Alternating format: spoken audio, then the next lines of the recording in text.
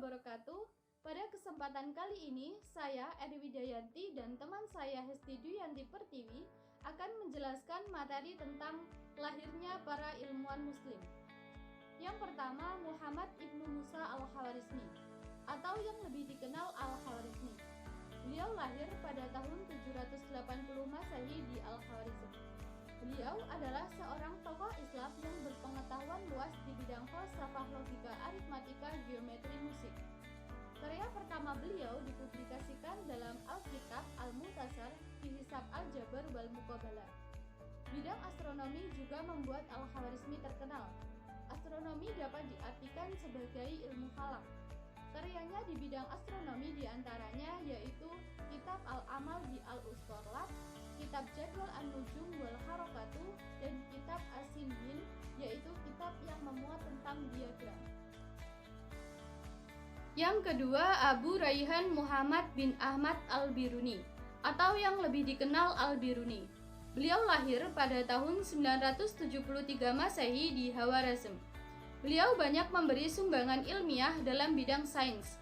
Al-Biruni dikenal sebagai seorang ilmuwan yang memiliki kemampuan di berbagai bidang seperti matematika, astronomi, astrologi, fisika, filsafat, sejarah, geografi, kedokteran, farmasi, dan sastra.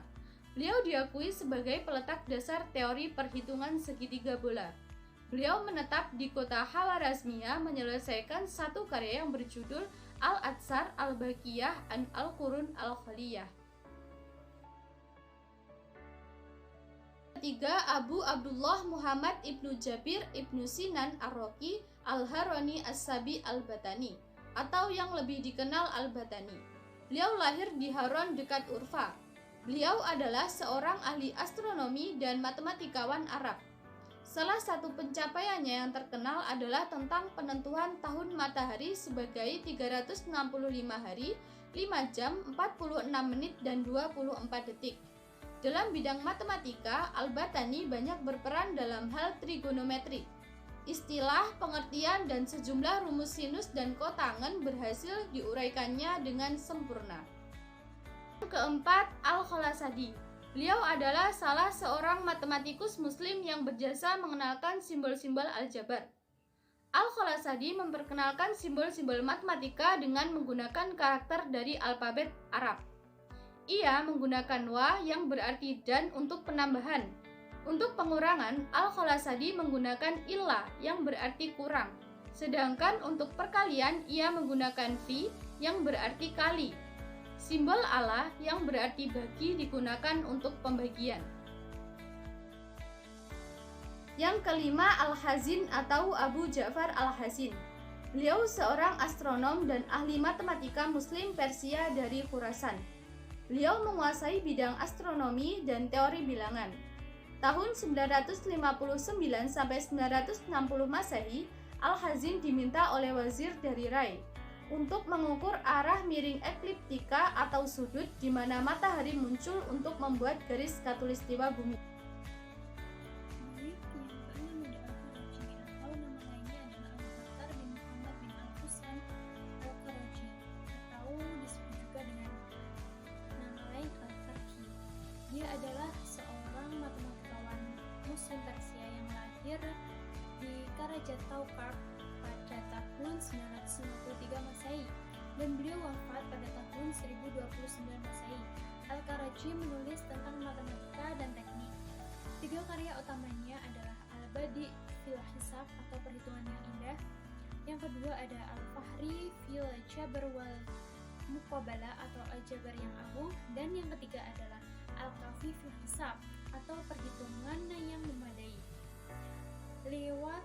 Lewat kitab Inbat Al-Lamiyah Al-Kafiyah, Al-Karaji mengkaji dan menyumbangkan pemikirannya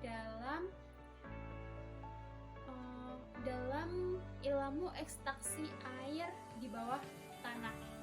Ia bahkan dapat julukan sebagai pelopor mesin tenaga air. Yang ketujuh adalah Abbas bin Musa Al-Jauhari atau dipanggil dengan Al-Jauhari. Beliau adalah seorang matematikawan Arab dan astronom yang menulis tentang Euclid's Element dan menjadi yang pertama kali dalam mencoba bukti dalil paralel.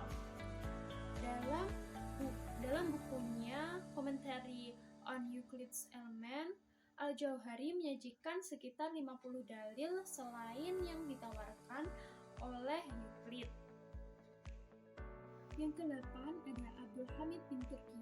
Beliau menulis sebuah karya pada Al-Jabr yang hanya terdiri dari bab kebutuhan logika dalam persamaan campuran pada solusi persamaan kuadrat. Beliau menulis sebuah naskah yang berjudul Kebutuhan Logis dalam Persamaan Campuran, yang sangat mirip dengan karya Al-Khwarizmi Al-Jabr dan diumumkan di sekitar waktu yang sama atau bahkan mungkin lebih awal dari Al-Jabr.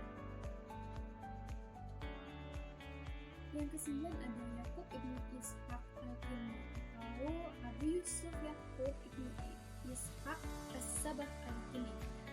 Beliau lahir pada tahun 801 Masehi dan wafat pada tahun 873 Masehi.